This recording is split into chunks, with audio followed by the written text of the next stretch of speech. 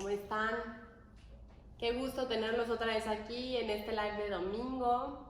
El día de hoy tenemos una invitada súper especial, una amiga muy querida y además experta en estos temas. Y estoy esperando a que se una Pau conmigo. Por ahí, Pau, te va a salir una solicitud, te mandé un video y tú le pones enviar.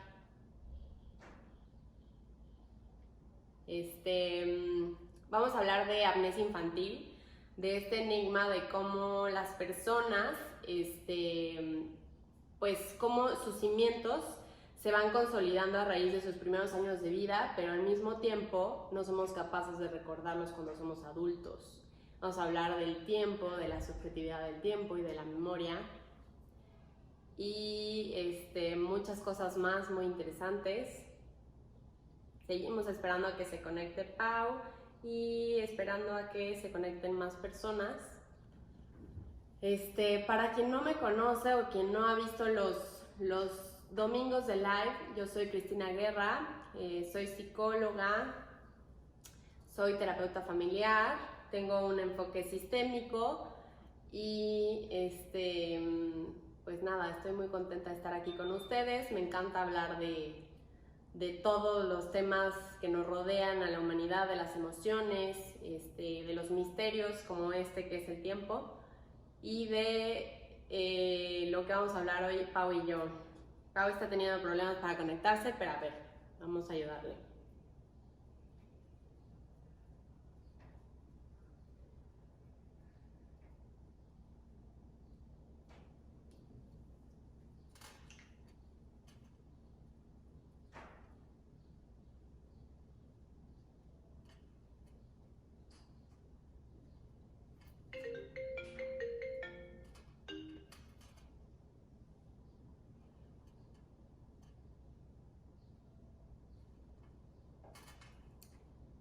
Bueno, mientras Pau se conecta, me gustaría que vayan escribiendo preguntas sobre el tema, qué les interesa, qué les gustaría saber, o qué comentarios tienen al respecto. Ya les estoy contando un poco de qué va a tratar, de qué es la amnesia infantil. Y pues me gustaría escuchar si tienen alguna duda en particular para que Pau nos ayude a resolverla.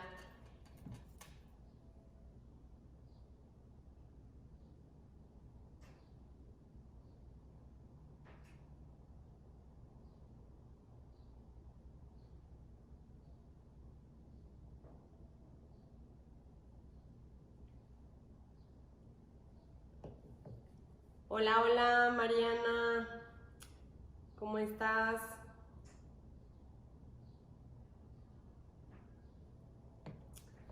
Ok, Ana nos está preguntando qué es lo que detona la amnesia infantil, se puede provocar por alguna crisis emocional fuerte.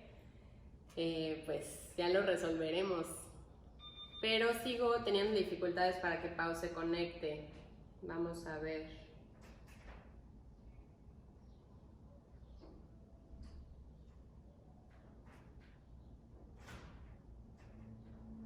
Ok, otra cosa que me gustaría preguntarles ya que están aquí en lo que Pau se conecta es ¿qué tipo de temas les interesaría tocar en los siguientes lives? ¿Qué tanto les gustaría seguir hablando sobre algunas formas de cuidarnos en estos momentos en los que nos encontramos de COVID? O si prefieren seguir profundizando en temas de pareja, si quieren hablar como de temas variados como lo hemos estado haciendo, o si quieren enfocarnos más hacia, no sé, temas personales, familiares, de pareja. Váyanme mandando como sus ideas.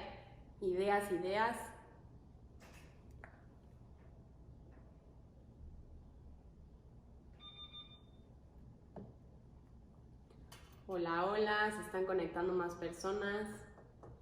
No se vayan, que el tema está súper interesante.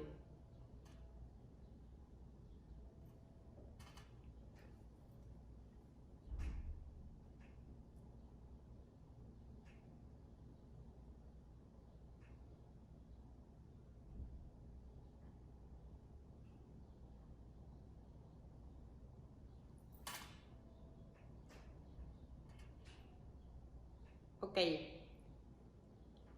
Ya tengo la solicitud de Pau. Se está conectando, muy bien. Hola, Pau. Se ve un poco oscuro. ¿Cómo estás? Sí, se ve un poco oscuro, no sé si tengas por ahí luz a la mano. Sí, déjame ver. Si no me equivoco. ¿Qué pasa? Dame dos. Dame dos. Ah. Sí.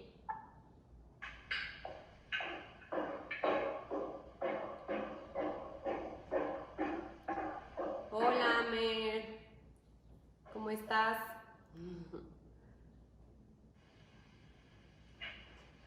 Muy bien, bueno, pues ya estamos Pau y yo aquí. Para quien se acaba de conectar, les voy platicando de qué se va a tratar este live. Vamos a hablar de la amnesia infantil, vamos a hablar de el enigma del tiempo, de la memoria, de cómo olvidamos ciertas cosas, particularmente de cómo cuando somos adultos pues no somos capaces de recordar nuestra infancia, nuestros primeros años de vida, pero al mismo tiempo eso determina los cimientos de nuestra vida adulta y eso detona muchas cosas para el resto de nuestra vida, ¿no? Entonces es un tema muy interesante y además muy importante. Si trabajas con niños o si tienes niños a tu alrededor, inclusive para cualquier persona, porque todos pasamos por esos momentos, todos tenemos esa situación en nuestra vida.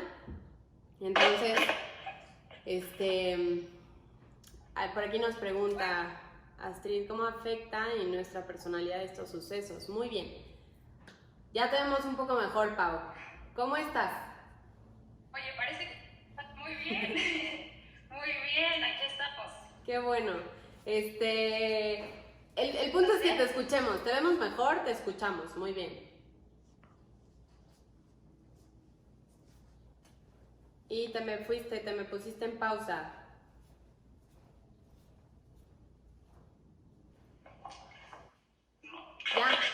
Ya te veo. ¿Listo? Sí, ya. Ahora sí empezamos. Ya me... No es cierto. No importa, ya te escuchamos. Ok.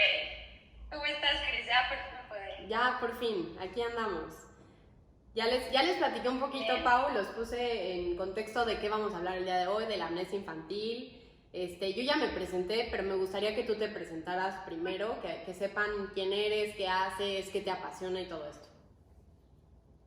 ¿Qué me apasiona? Bueno, soy Pau Forte, estudié psicología, gradué hace 2 años. Muchos no conocen, pero estoy estudiando medicina. Ha sido un viaje increíble, la formación que he tenido, porque empecé estudiando medicina, me apasionaba mucho entender cómo funcionaba el cuerpo desde siempre. Y hice aproximadamente 3 años de medicina y después como que me empezó a picar el mosquito de la psicología porque conocí por ahí a psicólogas muy interesantes y entonces pues de repente mi vida cambió y me cambié a psicología, ¿verdad? Y entonces ha sido un viaje, te digo, de formación, de comprensión. Siempre he estado muy interesada en cómo funciona la mente, en qué es la mente, ¿no? Muchas veces creemos que la mente es el cerebro, o que el cerebro, en el cerebro está la mente. Pero lo que me gusta a mí es como cuestionarme eso, ¿no? ¿Dónde está la mente? ¿Qué es la mente? Y cómo podemos cambiar a la mente. Entonces, bueno, que me gradué, estuve trabajando en una escuela, maestra, también me encanta dar clases y pues estoy haciendo una investigación en esta parte de la amnesia infantil. Muchas gracias, Pau, eso me encanta. Desde que te conozco, que ya tiene varios años, siempre has tenido como esta inquietud de entender la relación que tienen cuerpo y mente y de cómo el cuerpo nos habla y que la mente no está separada del cuerpo, etcétera. Y desde ahí pues te has aventado clavados muy grandes a investigar y a resolver estas preguntas que tantas ganas tienes de responder. Y bueno, yo les platico a todos que tiene poco tiempo, Pau y yo estuvimos platicando y ya que me contaba como sobre sus grandes pasiones, me decía de esta pasión que tenía sobre entender cómo funciona la memoria, el paso del tiempo, qué pasa con la amnesia infantil, y me compartió lo que les dice ahorita de que está haciendo actualmente una investigación, ¿no? Entonces, Pau, hace ratito ya les preguntaba si tenían alguna duda en particular sobre este tema.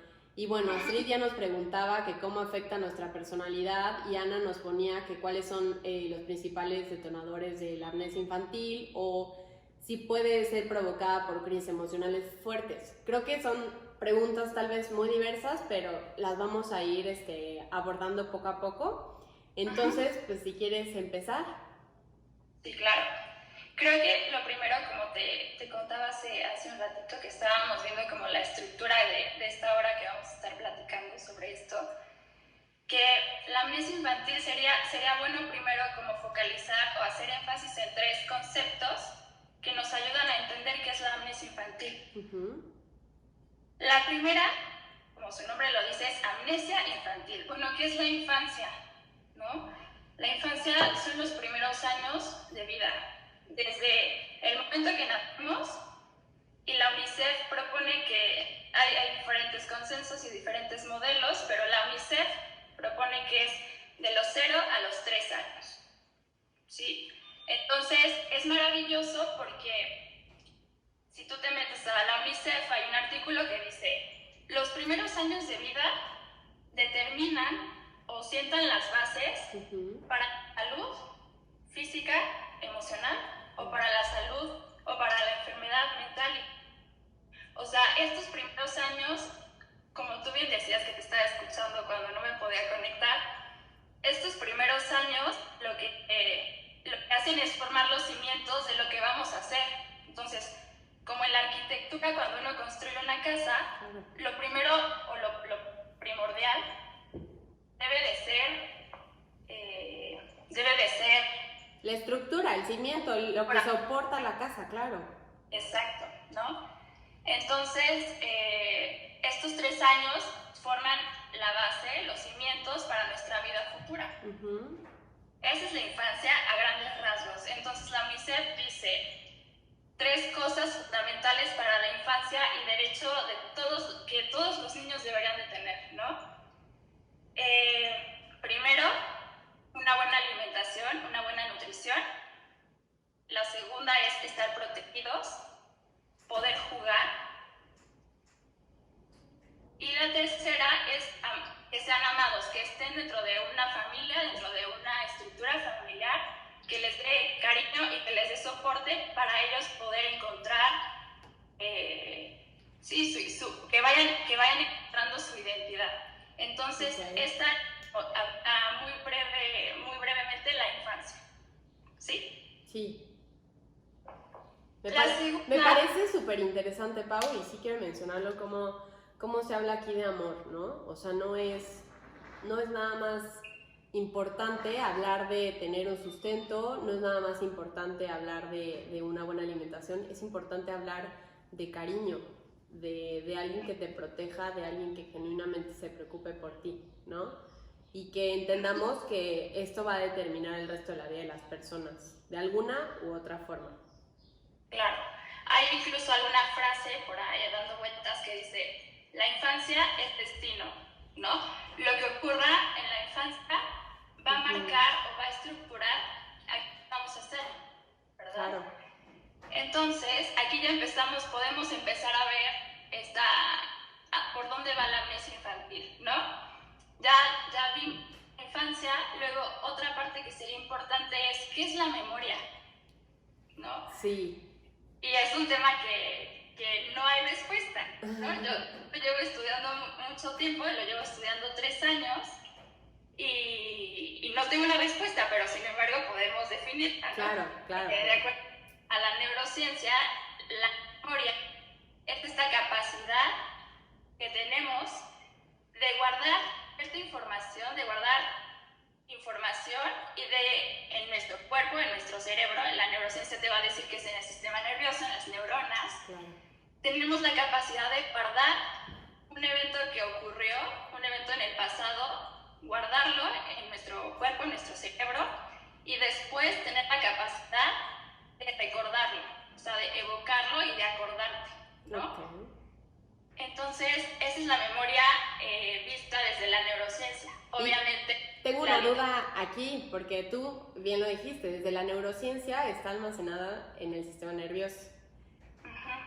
Pero, digo, ya me imagino, tú tienes 3 años investigándolo, ¿qué otros espacios o preguntas te has hecho respecto a en qué otros lugares se guarda la memoria? Ha sido un viaje de creer. Yo, Paula Corte, siendo psicóloga y llevo de formación, te puedo decir que encuentro memoria en todo. ¿En todo el cuerpo?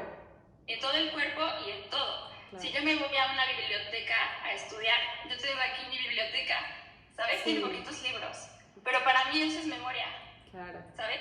Porque es la memoria del autor que escribió el libro y que está aquí en el libro, ¿no? Claro. Si yo voy a un museo, también hay memoria, ¿no? Entonces es como empezar a descubrir que en todos lados hay memoria. Y además eso te va conectando, ¿no? Que eso es lo increíble.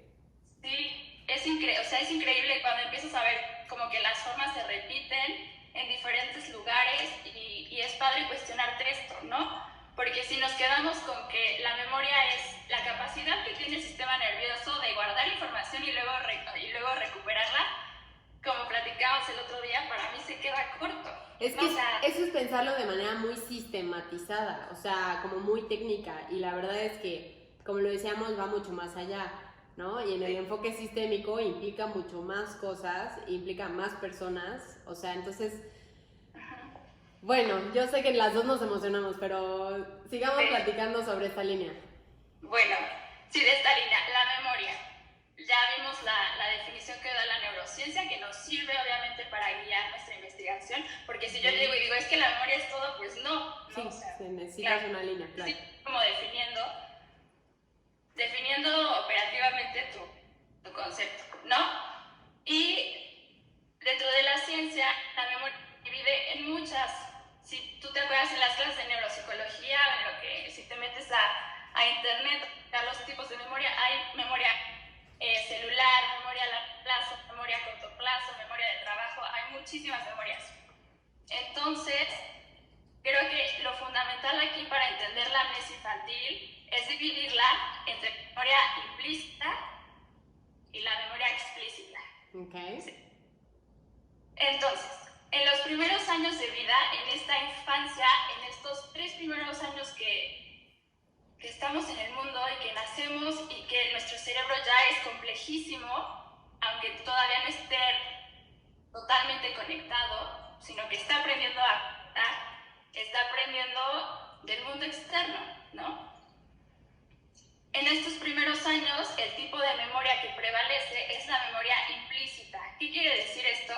Que no necesita haber una intención de aprenderte las cosas para recordarlas. Claro. O sea, es esta parte, por ejemplo, siempre lo explican así. Cuando tú aprendes a andar en bicicleta,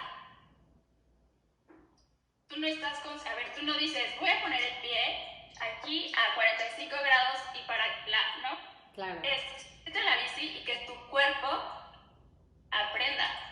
Y es una memoria sensoriomotora, ¿no? Y como te digo, no depende de la conciencia. No tengo que tener la intención de memorizar. Sin embargo, esos recuerdos quedan. Y por ejemplo, cuando tú a lo mejor no anduviste en bicicleta en 6 años, pero cuando tú vuelves a andar en bicicleta, de repente te acuerdas cómo andar en bicicleta. Sí, exacto, como cuando uno aprende a manejar, o sea, al principio eso es muy técnico y después ya lo hace como muy natural, pero lo que quieres decir aquí es como no hay una motivación adicional, o sea, aquí no es como voy a recordarlo porque tengo después una intención para hacerlo, sino que es como interno, ¿no? Es interno, okay. Sí. Porque también es importante recalcar que la memoria en esencia son asociaciones.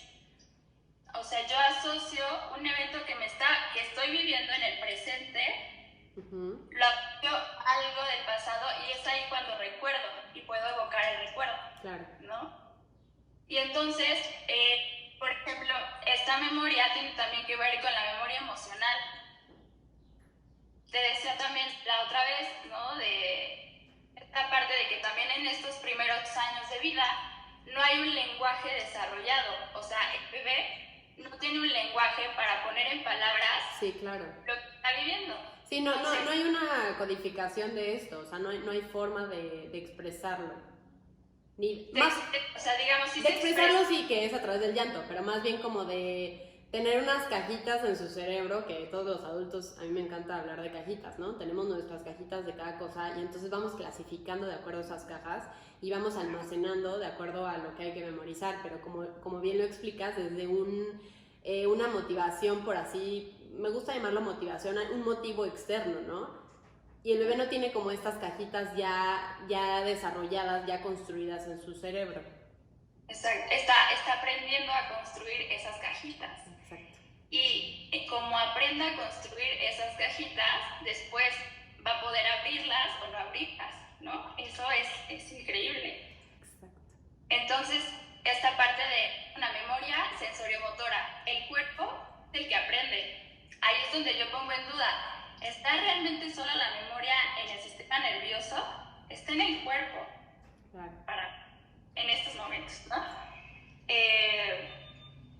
Y después, de los 3, 4 años, cuando ya empieza a haber un lenguaje, donde el niño puede decir, estoy triste, estoy enojado, que empieza a asociar sobre todo esta parte de asociar las emociones, esas emociones que se mueven adentro de tu cuerpo y que puede asociarlas a palabras para poder expresarlas. Ya no es el cuerpo el que está comunicando, sino que con un proceso más complejo o de mayor evolución, más complejo, puede decir estoy enojado y ya no le duele el estómago, ¿no? Claro. Sí. Ya no lo somatiza, ya no tiene esa necesidad de somatizar para expresar esa emoción, ya tiene una forma de expresarla comunicándose. Exacto, exacto. Sí. Y entonces de aquí, de esta parte de estos 3, 4 años, donde ya hay un lenguaje, donde puede expresar lo que siente, lo que piensa, lo que vive, y empieza a poder poner en palabras mundo interno, es que empieza la memoria explícita. Que es esta memoria, por eso, por ejemplo, en primaria ya pueden hacerles exámenes, ¿no? Ya está el niño en un examen y puede estudiar, se puede aprender algo que quiere aprenderse de historia, de matemáticas, todo eso, ya es a través de un lenguaje, que es a través de un lenguaje en palabras, ¿no? Y entonces, la memoria, por ejemplo, autobiográfica, esta memoria que nos habla de nuestra historia, que nosotros mismos vamos construyendo y que obviamente tiene impacto en nuestra identidad. Claro, por supuesto. Muy importante, ¿no? Somos quienes somos por lo que recordamos que fuimos. Claro. Y por quienes han sido nuestros antepasados. Y bueno, ese es un tema súper extenso, pero hace poco hacías un post de eso, según yo, y me hacía pensar en que recientemente yo tuve por una clase de maestría que hacer un libro de la familia, de toda mi familia. Entonces me puse a investigar de todo mi árbol genealógico, historias diversas, que fue muy, muy cansado, pero fue súper enriquecedor y fue también muy revelador, ¿no? O sea, un montón de cosas, porque creo que lo que acabas de decir es justo la base, ¿no? O sea, en la medida en la que entiendes y sabes qué ha pasado, como que te comprendes a ti mismo de una forma o de otra.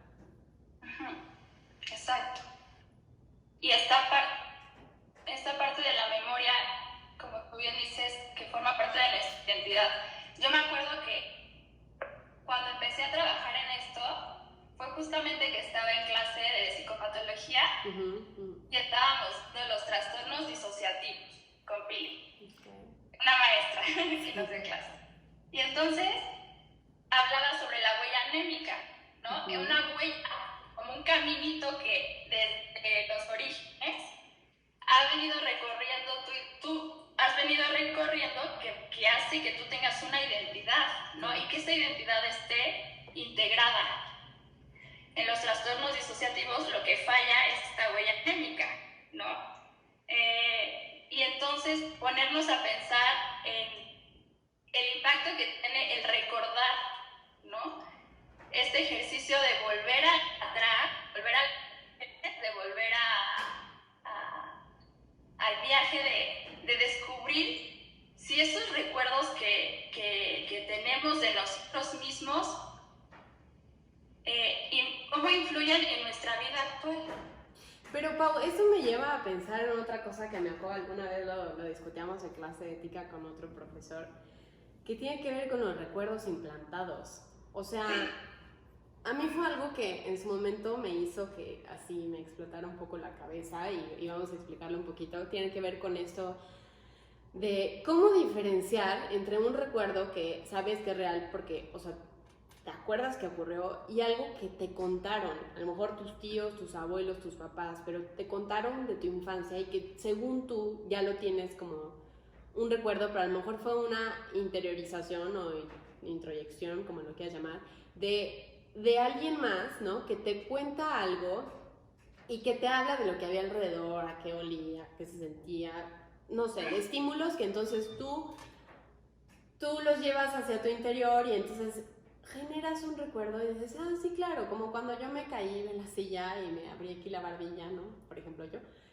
Cuando en realidad, o sea, no es que me acuerde, o sea, si hago conciencia no me acuerdo de eso, o sea, me han contado esa historia.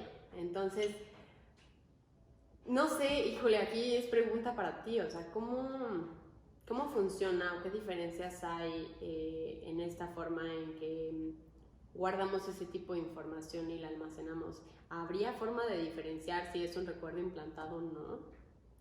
Según lo que yo entendí, no es tan fácil. Se me va la luz. ¿Qué es esto?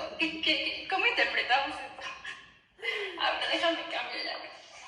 Creo que va a estar mejor aquí. Sí, te vemos mejor. Bueno, esto es dinámico.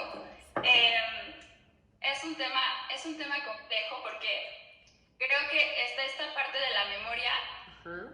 Que se tiene la conciencia de que es algo fijo, de que es algo estático, de que es una caja donde entran los recuerdos, se quedan, y entonces cuando yo recuerdo, estoy recordando exactamente el hecho, tal como pasó, y eso no es así. Sí, no es estático. Ajá. Perdón. Sí, o sea, no es estático. No es estático. De hecho, es una huella anémica dinámica. Okay. Va cambiando. Porque si no estaríamos, si no fuera cambiando, a ver, me pongo a pensar yo sobre la función de la memoria. Porque a nivel de psicoanálisis, por ejemplo, está esta parte de que estos primeros años de vida de la infancia están tan incorporados, tan incrustados dentro de nosotros, que forman como un patrón que se está repitiendo. Y se repite, y repite, y se repite. Entonces, si la memoria fuera algo fijo, estático, estaríamos condenados a repetir, ¿sabes? Claro. Entonces, yo no creo eso. Yo creo que como seres humanos estamos diseñados para cambiar, ¿no? Claro. Para dar, recordarnos y decir, si será cierto que me caí, o sí, será, sí. ¿no? Pero, ¿sabes qué, Pau? Ahorita que dices lo de la repetición, digo, hay muchas teorías que dicen que sí es así, o sea, que normalmente si quieres llamarlo nuestros problemas o nuestros monstruos, siempre tienden a ser cíclicos y a repetirse, pero en la medida en la que uno los afronta, los confronta y trabaja con ellos, entonces tiene la capacidad de no repetirlos de la misma manera. Pero me hace un poco de sentido esta teoría de la repetición. Sin embargo, en esta parte que explicas de no es estático, pues es que creo que la memoria de alguna forma en la que lo codifica es que lo hace como si fuera una fotografía, ¿no? Que es estática y no se mueve, no hay movimiento. Pero en realidad, en el paso del tiempo, o sea, como se dio ese evento vivencialmente, pues es más como un video, o sea, eso lleva un movimiento, lleva una cadencia, lleva una secuencia. Ajá. Sí, y de alguna manera la memoria, las conexiones neuronales que se hacen, que se consolidan, que se juntan, vuelven redes. De alguna manera, al hacerse redes, voy a tratar de explicar, cuando se hacen redes, nos abren la posibilidad de recordar esas redes plasticidad neuronal, ¿no? Esa parte de decir, esta memoria forma parte de mi identidad, pero quizá yo no quiero tener este rasgo en mi personalidad, o quiero buscar otras maneras de, ¿qué otras cosas le gustan hacer a Paula que no sean estudiar? Otras formas de relacionarse también, por ejemplo. Exacto, ¿no? Entonces, esta parte de la memoria, no solo viéndola hacia el pasado, sino también hacia el futuro. ¿Quién deseo ser? Ok. Sí, tiene que ver con esto. Y volviendo al tema un poco de la memoria, algo que me he dado cuenta a lo largo de estos años que he estado investigando, es que la memoria siempre está en función del tiempo. O sea, para estudiar la memoria está en función del tiempo. Y el tiempo se me hace un tema muy importante en estos momentos, siempre, pero en estos momentos como que siento que hay terreno fértil como para ponernos a dudar de qué es el tiempo. Claro. Es una pregunta que se me hace a mí tampoco no hay respuesta, ¿no? Pero el tiempo, por ejemplo, los griegos tenían 3 dioses para explicarse el tiempo. Nosotros realmente en el mundo occidental pues tenemos el tiempo cronológico, ¿no? Que está dividido en pasado, presente y futuro, y es una línea. Claro. ¿No? Y en nuestra vida cotidiana decimos, hoy es lunes, hoy es domingo, pero era un ejemplo. Hoy es domingo, mañana es lunes y ayer fue sábado. Y así es nuestro tiempo. Y entonces, así lo entendemos. Y el tiempo del reloj, ¿qué es el tiempo? Pues los relojes son las 12. Claro. Hay otras maneras de ver el tiempo, ¿no? Por ejemplo, dentro de estos otros dioses había otro que se llamaba el dios Aion, que era el tiempo circular. Okay. O de la eternidad, un tiempo que no tiene ni inicio ni fin, sino que es atemporal, ¿no?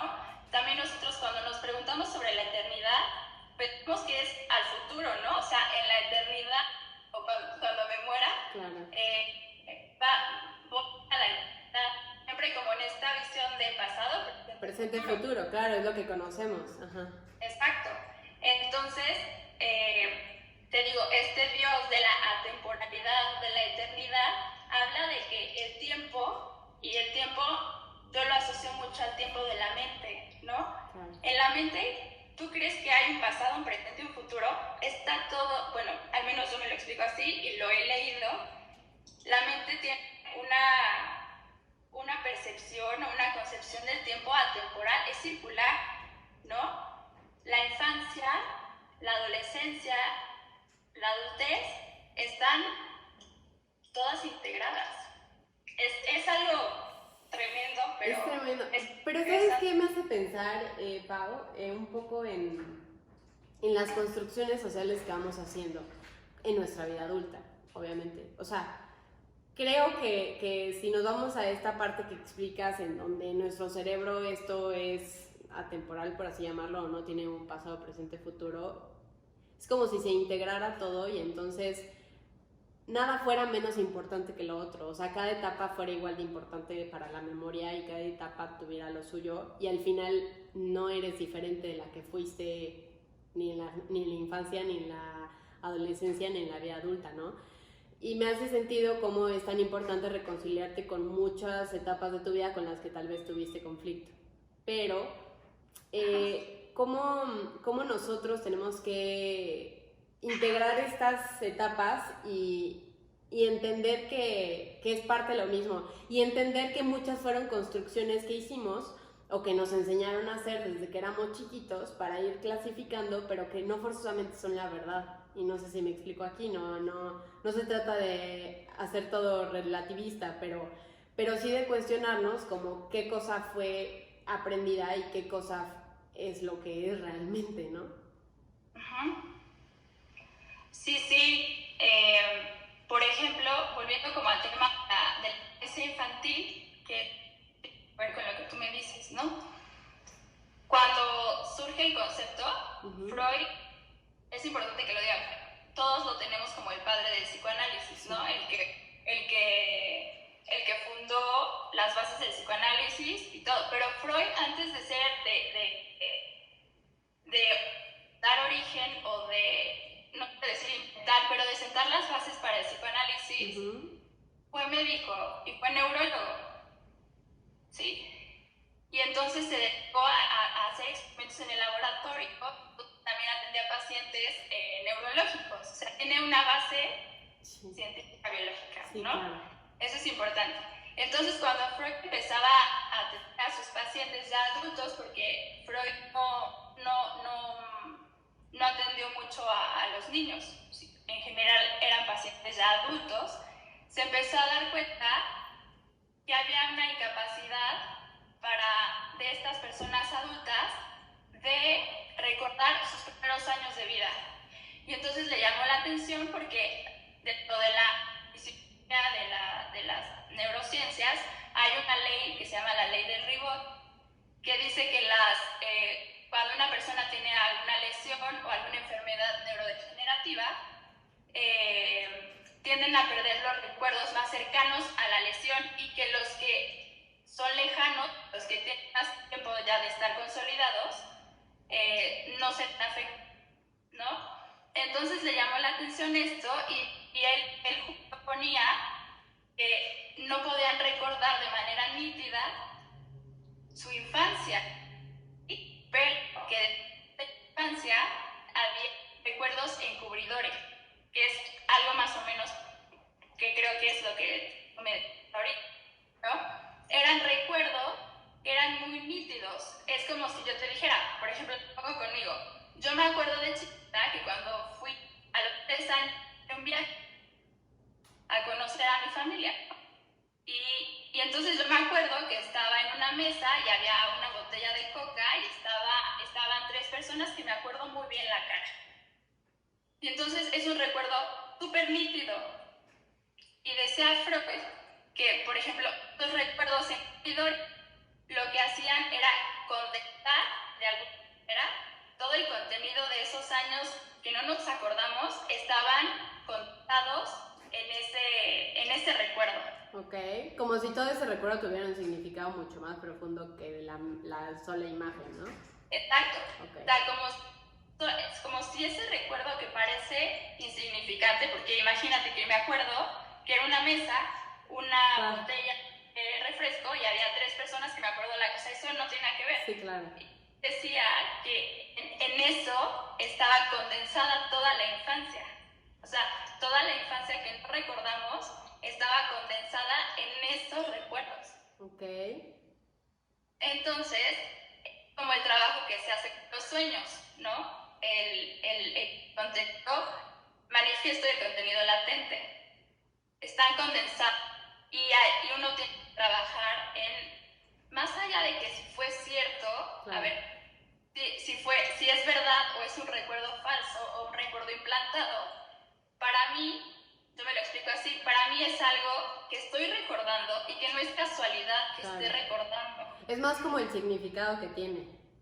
Ajá, y como esta parte de condensación, ¿no? De todo los sueños que tenemos y que, por ejemplo, ahorita nos está pasando mucho de que estamos soñando cosas que, bueno, mucha gente está teniendo sueños muy angustiantes, sueños que no entendemos, sueños que no tienen sentido, pero el simbolismo de cada sueño nos puede ayudar, claro. Claramente con la ayuda de un profesional, claro. de alguien que nos vaya guiando, sí.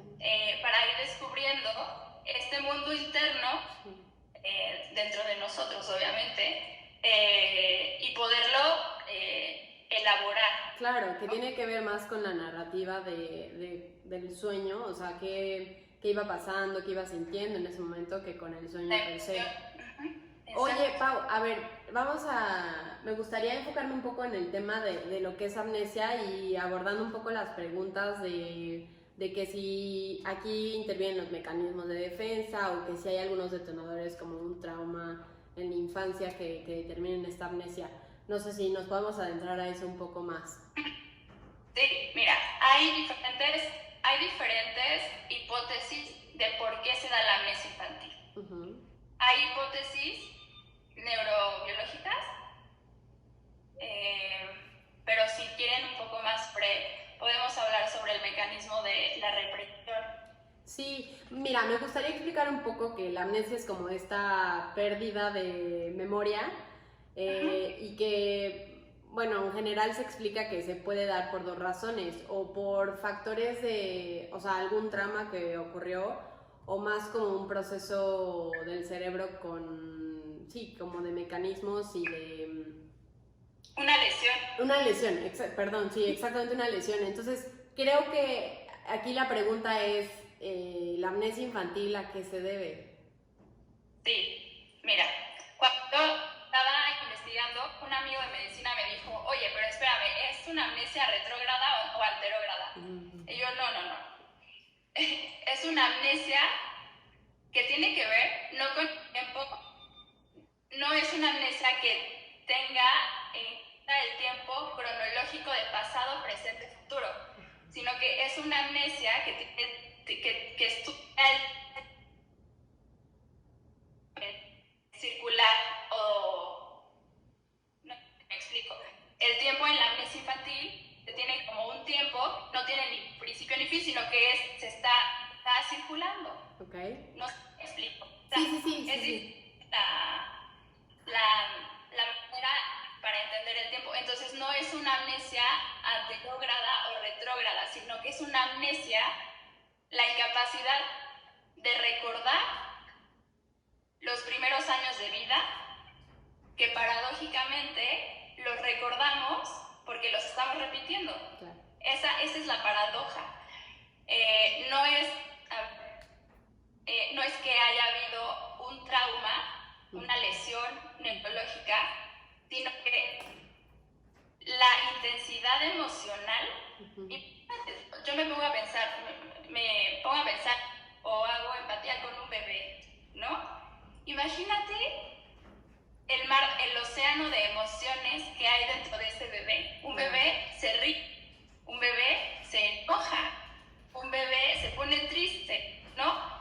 Imagínate, a ver, no porque sea y otros van a sentir menos. Yo creo que es la intensidad emocional de los años y también esta parte de no poderlo poner en palabra. Exactamente, y creo que tiene que ver más con eso, Pau. O sea, en el momento, en ese momento no existen sus cajas, no hay clasificaciones, no hay forma de racionalizar nada. O sea, es tan básico toda esta forma de pensamiento y emocional que yo creo que por eso es tan intenso cada emoción. Y al vivirse tan intenso, eso debe tener un impacto en cómo se almacena, o sea, que no sea codificadamente, pero sí se almacena o se impregna eso en el cerebro, ¿no? Exacto. Sí, es esta parte de la intensidad que es la que genera, es que no me gustaría decir un trauma, pero sí, o sea, la intensidad de la emoción, de todo lo que vive, claro, que es como si se quedara una huella de eso que vivió o de que vive, es una huella que permanece. Claro. ¿No? Entonces se podría decir que es traumático, o sea, te digo, no lo quisiera poner como traumático porque no sé si me explico, sí, un trauma no es un trauma, psicológico, no. pero es el estar aprendiendo de un mundo que no conoce y que está descubriéndolo y que cada día hay cosas diferentes y que las emociones empiezan desde el día cero, ¿no? Incluso desde antes de nacer. Ahora, pero pensándolo en un trauma, no como si esta amnesia infantil fuera un trauma, sino como si en la infancia existiera un trauma. ¿El trauma tendría la capacidad de modificar como ese proceso natural que todos tenemos en donde no se recuerda? O sea, como si el trauma a lo mejor nos hiciera recordar solamente ese evento traumático, o si ese determinara otra forma en la que el curso de la memoria se instalara. No sé si me explico. O sea, el trauma, si existiera realmente una crisis en la infancia, ¿no? Un evento traumático. Sí, porque se da, ¿no? ¿Cuántos niños pierden a lo mejor a un familiar? Claro. Sí. Pero ¿qué pasa con un trauma de la infancia, por ejemplo? eso es lo importante, o sea, eso sería como lo central, ¿no? Porque de alguna manera este trauma, aunque la infancia y esta intensidad se puede, ¿cómo lo puedo decir? Se incrusta dentro de nuestro cuerpo. Sí, sí. Sí, ¿qué es lo que dices? Que se vuelve a repetir. Si hay realmente un trauma, una pérdida, si hay una pérdida, esta pérdida formaría parte del punto interno que se repetiría a lo largo de la vida. O claro. sea, claramente tiene un efecto más allá de esta amnesia infantil que se propone, todos tenemos. Claro. Si tú preguntas, pues todos no recordamos los primeros años de vida. ¿Qué pasó en esos años? Nadie sabe, o sea, pues nadie sabe. Pero sí, como tú bien dices, puede haber casos donde realmente ocurrió un abuso emocional, físico, ¿no? De otros tipos. Lo importante aquí sería este viaje a recordar, que obviamente es doloroso para todos. Imagínate para alguien que realmente tuvo una situación traumática, una experiencia. O llega a ser también magnífico, ¿no? O sea, yo creo que si no se trata de un trauma como tal, si hablamos de tratar de hacer un viaje hacia el pasado, hacia la infancia que no somos capaces de recordar y nos damos cuenta que fue una infancia muy amorosa, muy protectora, ¿no? Con una atmósfera muy linda, pues también llega a ser, creo que sería muy reconfortante en tu vida adulta como darte cuenta de eso que pasó, que no fuiste capaz de recordar o no eres capaz de recordar, pero que el momento en el que descubres cuánto amor hubo alrededor, claro que llega a ser muy revelador, así como llega a ser muy revelador encontrar lo contrario, ¿no? Sí. Y mira, aquí Romy Adame nos pregunta, ¿puede influir el estado emocional en ese momento de la infancia para tener presentes ciertos recuerdos e ignorar otros? No sé a qué se refiere exactamente. Lo que estamos hablando aquí es que en la infancia las emociones, nosotros aprendemos a sentir, ¿cómo te puedo? Nosotros aprendemos a sentir, sí, está bien. Nosotros aprendemos a sentir en esos primeros años de vida.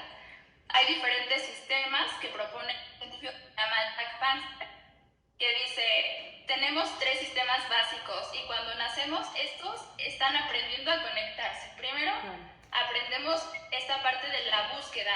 Cuando nosotros tenemos hambre de chiquitos, siempre lo digo de chiquitos, nosotros buscamos comida y entonces buscamos a la mamá que nos da comida, al papá que nos da comida. Y es un sistema que nos ayuda a sobrevivir. Ahora, cuando nosotros no tenemos esta comida o que ya empieza a haber cierta capacidad de frustración, pues ahora te esperas, ¿no? O sea, ya no va a ser leche cada que quieras, sino que ahorita ya puedes aguantarte, pero el bebé aprende también a enojarse, porque dice, ¿por qué no me dan leche cuando yo quiero? ¿Sabes? Nos aprende a enojar también ahí, y también hay esta parte el miedo también se aprende, este sistema del miedo también se aprende en los primeros años de vida. Aprendemos a emocionar en esos primeros años de vida, en ese primer año, quizá ya se en el primer año, en este primer año aprendemos los patrones emocionales que van a ser los sustentos o los cimientos de nuestras emociones en nuestra vida. Sí, y esto tiene que ver con el espejo que es mamá o la persona que te cuida, ¿no? Tus cuidadores primarios. Sí, y fíjate que me parece muy importante, Pau, hablar un poco, detenernos en cómo se aprende el miedo. O sea, que el miedo sí se ha aprendido. Y para esto quisiera contar una anécdota que me contó una maestra y la verdad es que sirve muchísimo. Decía, yo pues tengo muy claro, ¿no? Que el miedo se ha aprendido, que las emociones, o sea, se aprende a reaccionar ante ciertos eventos y estímulos. Entonces nunca pues quise reflejarle eso a mis hijos, ¿no? Sí, y un día mi hija, como a los 2 años, estaba de pronto muy callada, y pues yo sabía que algo ocurría. Entonces, cuando fui a ver qué pasaba, vi como tenía una cucaracha y le iba quitando lentamente pata por pata. Y dice, cuando vi eso me horroricé y me di cuenta que yo no quise nunca externalizarle o sí, o sea, compartirle este miedo o esta aberración que yo tenía a las cucarachas. Entonces, nunca le dije que para mí una cucaracha era horrible y que son sucias y que no las tocara. Y entonces mi hija, o sea, como a los 2 años no le generaba ningún conflicto, ¿no? Estar en contacto con la cucaracha y jugar con ella. Me dice, claro, después de eso le di una cátedra de por qué no tocar a la cucaracha y arrancarle las patas, ¿no? Pero me pareció muy importante y creo que es importante compartirles a los demás que efectivamente así como funciona con el miedo, o sea, son aprendizajes, son formas que aprendemos a relacionarnos e interactuar tanto con las emociones como con las personas, ¿no? Y que entonces por eso es tan importante los primeros años de vida. Sí, sí. Sí me gustaría, sobre todo he estado investigando mucho sobre estos dos sistemas que yo creo están relacionados Muy están muy relacionados. relacionados. Sobre todo el enojo y el miedo. Uh-huh. Y fíjate, ahorita que hablábamos del tiempo y de la subjetividad del tiempo, yo leía como, o sea, cuando uno se siente con mucho miedo, es como si cada segundo del día pasara lentamente, ¿no? Y cuando uno le está pasando bien, las horas vuelan. Entonces, ahorita que tú tocas el tema de cómo el tiempo en estos momentos, a lo mejor frente a esta pandemia, se vuelve un tema interesante, importante a profundizar, pues yo pienso que depende mucho de cómo lo estás viviendo. O sea, las personas que lo están viviendo con miedo, por supuesto que el tiempo se vuelve eterno, y el hecho de pensar que se extiende esto más semanas se vuelve un problema mucho más grande.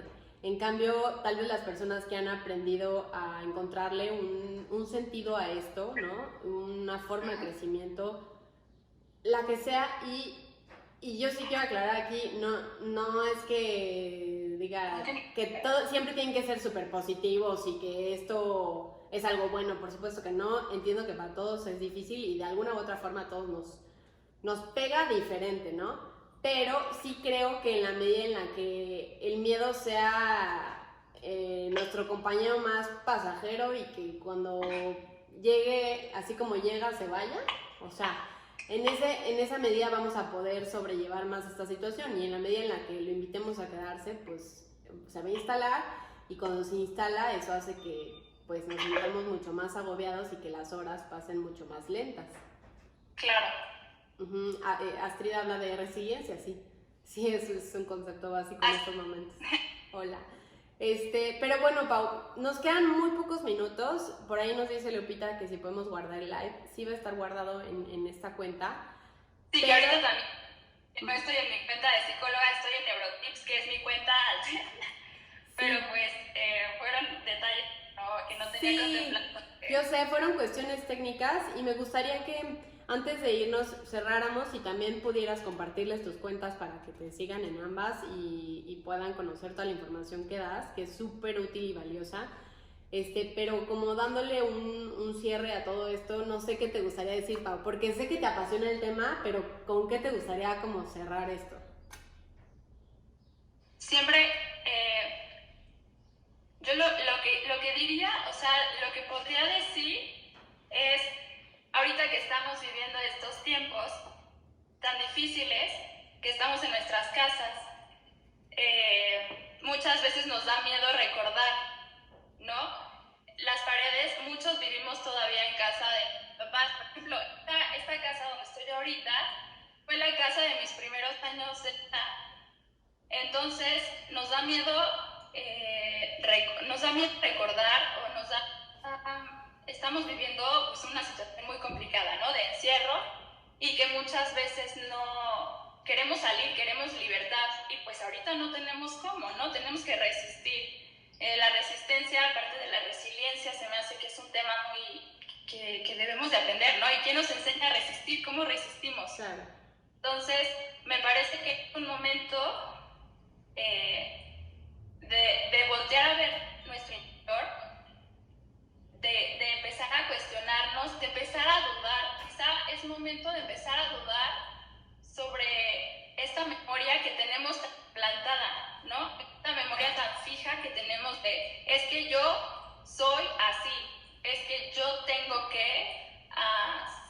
tengo que ser perfecto, yo tengo que estudiar esto, yo tengo que, entonces este tener que nos pesa mucho. Entonces yo con lo que quisiera concluir es aprender que este tiempo nos sirva para aprender a dudar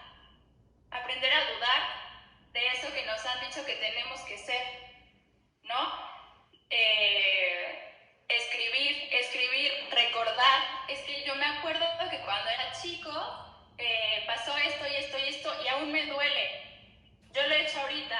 Agarré unas hojas y me puse a escribir, ¿no? Y meter, o sea, entrar al mundo interior y decir qué es lo que me duele, por qué me duele así, por qué tengo este sentimiento, por qué estoy enojada, Claro. por qué estoy triste, qué es lo que me apasiona. Y sobre todo terminar con esto que es la pasión, encontrar algo que yo creo que la pasión o encontrar algo que... Sí, te me fuiste, te me cortaste, no sé si es mi internet o el tuyo, Pau. Creo que es mi internet.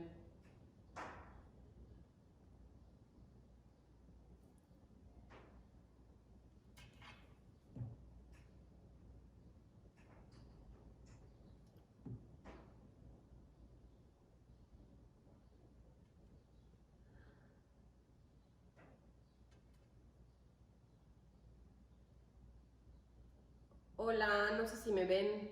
¿Alguien me puede decir si me ven? Si fue mi internet o el de Pau, se cortó. Pero no sé si me están viendo. ¿Alguien me puede decir? ¿Sí? ¿Me están viendo? Ah, ok. Bueno, si me están viendo, Pau se nos fue. Pero me parece muy importante lo que decía Pau acerca de aprovechar este tiempo como para echarse un clavado hacia el interior, hacia cuestionarnos muchos de nuestros recuerdos. Siempre lo he dicho y no me cansaré de decirlo, escribir es muy, muy reparador por muchas cuestiones, descubres muchas cosas y al mismo tiempo te permites aprender más de ti, reflexionar, entender cuáles son los valores y las creencias que vienen de ti y cuáles son cosas que aprendiste y que te dijeron que tenías que ser, ¿no? Entonces es momento de cuestionarte, es momento de encontrarte contigo, de reencontrarte si te habías perdido y de aprovechar este tiempo para eso. Pau se fue, pero les platico sus cuentas, ella tiene dos. Desde donde transmitimos fue Neurotips y la otra es SIC Paula Corte, que era el post que yo había hecho con esa cuenta. En teoría se iba a conectar desde ahí, pero bueno, por problemas técnicos se conectó desde la otra. Entonces síganle sus dos cuentas, tiene contenido súper valioso y pues yo me quedo con mucho aprendizaje, espero que ustedes también. Si pueden, compártanme qué temas quieren seguir escuchando en los lives de domingo y pues muchas gracias por acompañarnos. Espero que tengan una súper linda semana y que hayan aprendido mucho de esto. Nos vemos el siguiente domingo. Bye.